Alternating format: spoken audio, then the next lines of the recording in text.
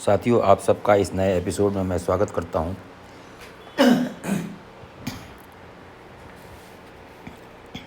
जैसा कि आपने टाइटल देखा होगा, आकस्मिक ग्रह प्राप्ति योग।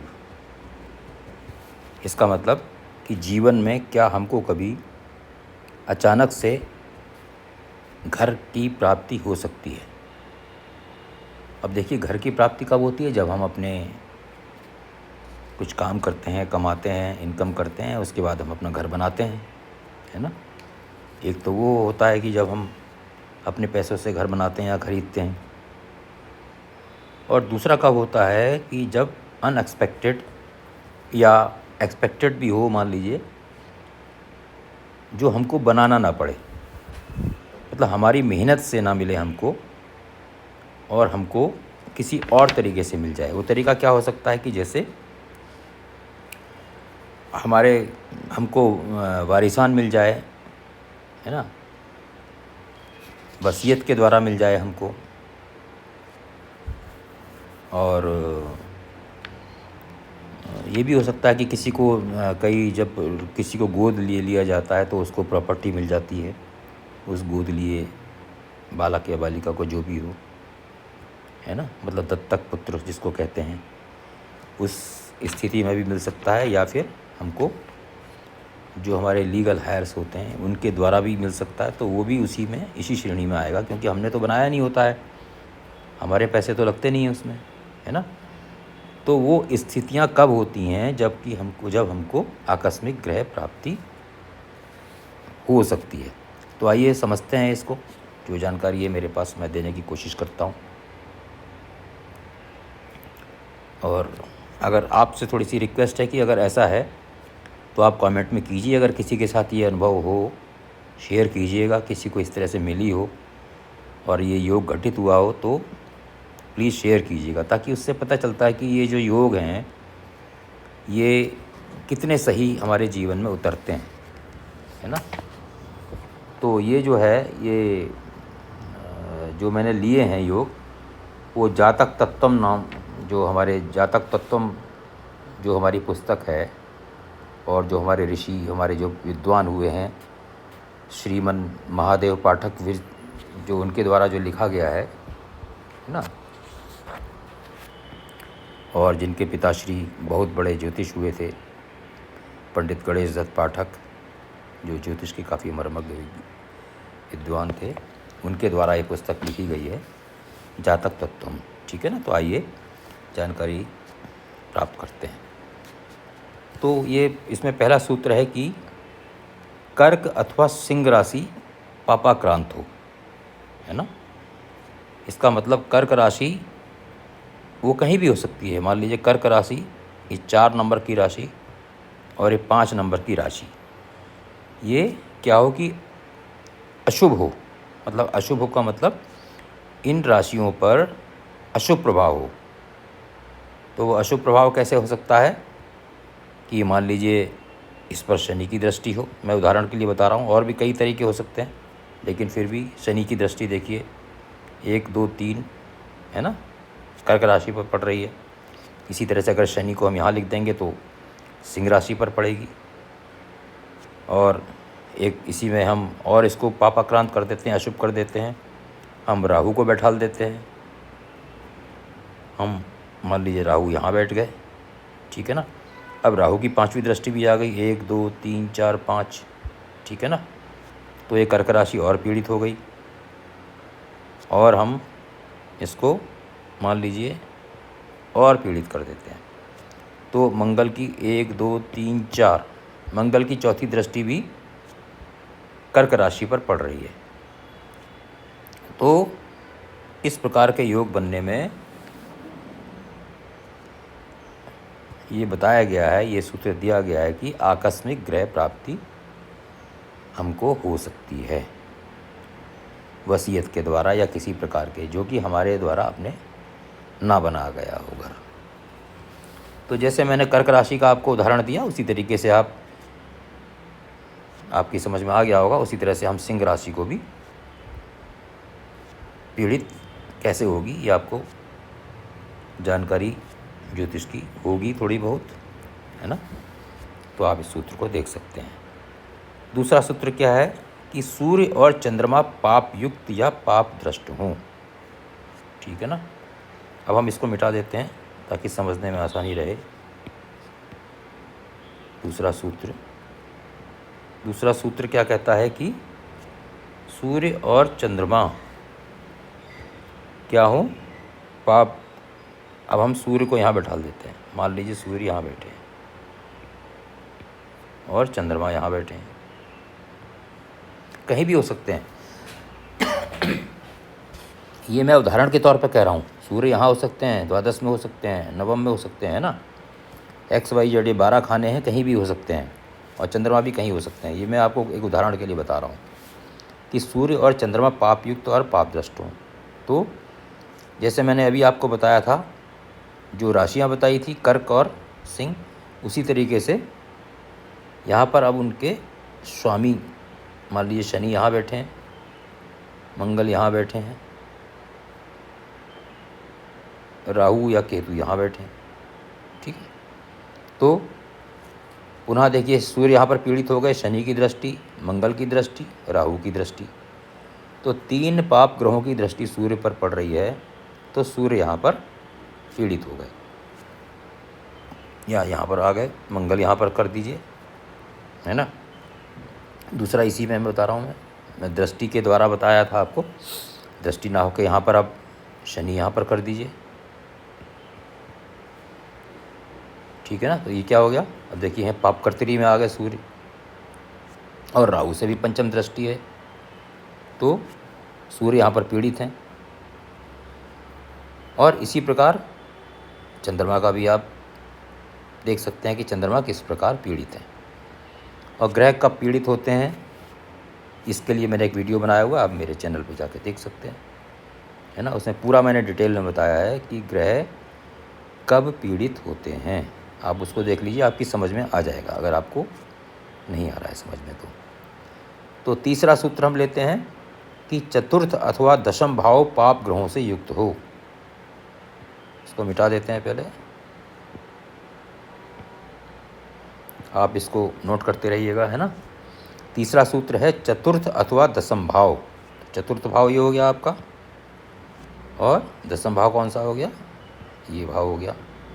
चतुर्थ या दशम भाव पाप ग्रहों से युक्त हो। तो पाप ग्रहों से युक्त कब होगा, इसका मतलब यहाँ पर पाप ग्रह होने चाहिए। राहु हो गया, राहु यहाँ पर है तो केतु यहाँ पर हो जाएगा, और पाप ग्रह बैठा दीजिए। यहाँ पर मंगल बैठा दीजिए, यहाँ पर शनि बैठा दीजिए।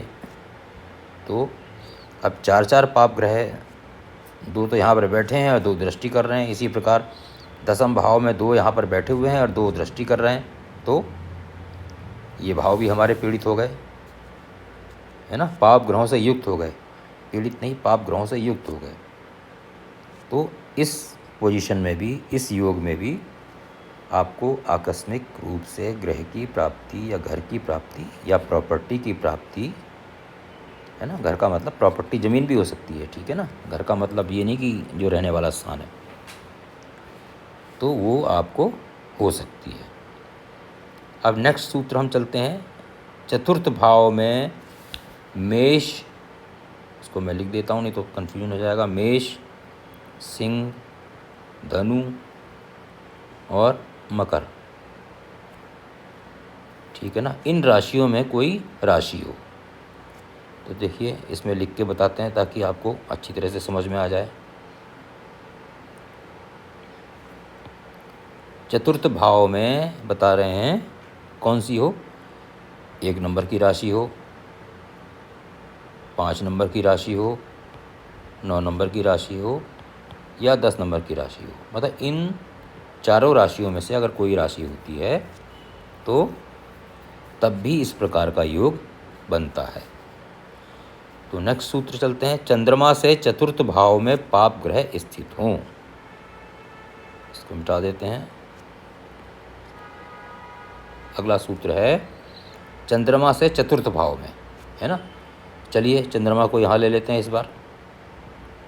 अगर चंद्रमा यहाँ पर हैं, या कहीं भी हो सकते हैं, चंद्रमा यहाँ हो सकते हैं, यहाँ हो सकते हैं, है ना, कहीं भी हो सकते हैं, तो उसको मैंने आपको उदाहरण के लिए यहाँ बैठा दिया है। जो चंद्रमा से चतुर्थ भाव कौन सा होगा, 1 2 3 4, ठीक है ना। यहाँ पर क्या बोलते हैं कि पाप ग्रह स्थित हों। पाप ग्रह कौन कौन से हैं, शनि हैं, राहु हो सकते हैं साथ में, राहु होंगे तो केतु यहाँ होंगे, है ना, मंगल हो सकते हैं, सूर्य भी हो सकते हैं। तो ऐसी परिस्थिति में क्या होगा कि अब क्या देखना है आपको, अधिक से अधिक कितने हों। देखिए एक ग्रह होने से नहीं होगा, है ना, बल्कि आप 2 ग्रह होने पर भी मत मानिए, क्योंकि 1 ग्रह 2 ग्रह तो सामान्यतः होते ही हैं। तो आप ये मान के चलिए कि जितने ज़्यादा ग्रह होंगे, अगर 3 ग्रह हैं तब तो इसकी श्योरिटी और हो जाएगी, 4 हैं तो पक्का मान के चलिए, है ना। तो इस प्रकार चंद्रमा से चतुर्थ भाव में अगर पाप ग्रह स्थित होते हैं तो भी ऐसी स्थिति बनती है। और इसी प्रकार सूर्य से दसम भाव में, इसी को ले लेते हैं, दूसरा उदाहरण है, चंद्रमा को हटा देते हैं यहाँ से। ये क्या बोलते हैं कि सूर्य से दसम भाव में, तो मैं इसको नहीं मिटा रहा हूँ और आपकी उदाहरण के लिए, ताकि मिटाना ना पड़े, सूर्य यहाँ पर बैठे हुए हैं फॉर एग्ज़ाम्पल, कहीं भी बैठ सकते हैं ना। तो सूर्य से दसम भाव कैसे गिनेंगे, ये 7वां हो गया, 8 9 10। तो सूर्य से दसम भाव में देखिए 4 4 पाप ग्रह हैं, 3 भी हो सकते हैं, है ना। मैंने अभी बताया ना आपको कि जितने ज़्यादा होंगे उतना योग स्ट्रांग बनेगा। तो सूर्य से दसम भाव में और चंद्रमा से चतुर्थ भाव में अगर पाप ग्रह स्थित होते हैं तब भी यह आकस्मिक ग्रह या संपत्ति की, अचल संपत्ति के प्राप्ति योग होते हैं, ठीक है ना। अब अगला सूत्र भी ले लेते हैं हम, जो हमारा आखिरी सूत्र है।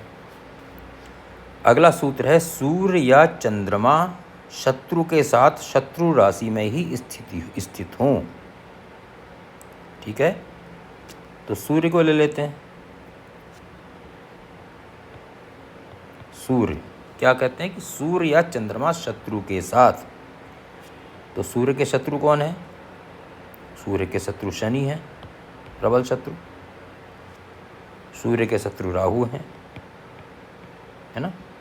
सूर्य के शत्रु केतु हैं, सूर्य के शत्रु शुक्र भी हैं। तो हम इन्हीं को ले लेते हैं, चलिए। तो सूर्य या चंद्रमा के साथ शत्रु राशि में ही स्थित हूँ। अब हमने पाप ग्रह तो हमने देख लिए, शत्रु राशि कौन सी होगी, शनि की राशि ले लेते हैं। तो यहाँ पर 10 नंबर की राशि भी हो सकती है और 11 नंबर की राशि भी हो सकती है शनि की, ठीक है।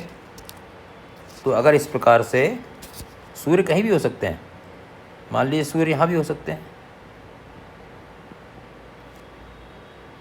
और सूर्य के साथ केतु बैठा देते हैं, चलिए इस बार, है ना। और यहाँ पर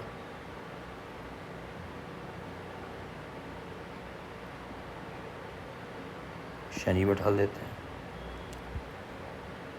शुक्र भी बैठा दीजिए, चलिए, वो भी शत्रु हैं सूर्य के। और इस बार हम, चलिए, दूसरी राशि भी बदल देते हैं।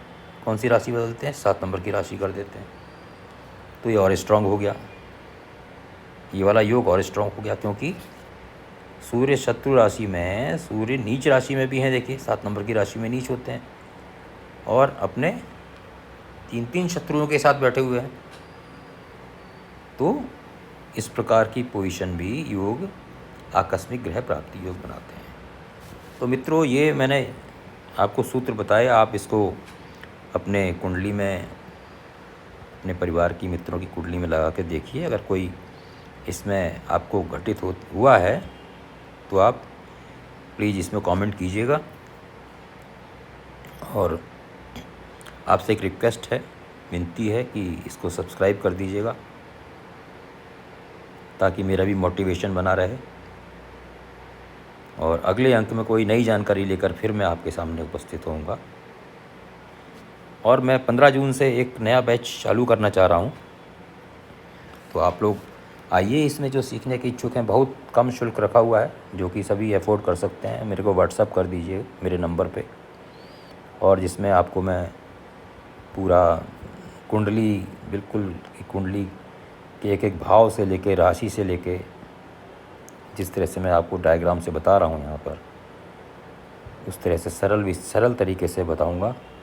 और जो कुछ पाठ्य सामग्री होगी उसको भी PDF का आपको मैं देने की कोशिश करूँगा, दूंगा जो मेरे पास है। और इसमें क्या होगा कि ना, जो अगला बैच है, अगर आप लोगों को किसी को मान लीजिए फिर भी किसी के समझ में नहीं आता या कुछ नहीं ग्रहण कर पाता, जो नए सीखने वाले हैं, तो अगला बैच भी होगा, उसमें भी आप फ्री ऑफ कॉस्ट, ठीक है ना, उसमें भी ज्वाइन कर सकते हैं।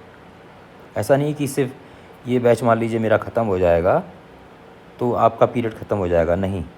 जो अगला बैच शुरू होगा, मैं लिंक सबको शेयर करूँगा, तो उसमें भी आप आराम के साथ दोबारा जो क्लासेज हैं उनको आप ज्वाइन कर सकते हैं। तो मिलते हैं अगले एपिसोड में। जो इच्छुक हो मेरे व्हाट्सएप नंबर पे मुझे इन्फॉर्म कर दें। तब तक के लिए आप सब लोगों को मेरा नमस्कार।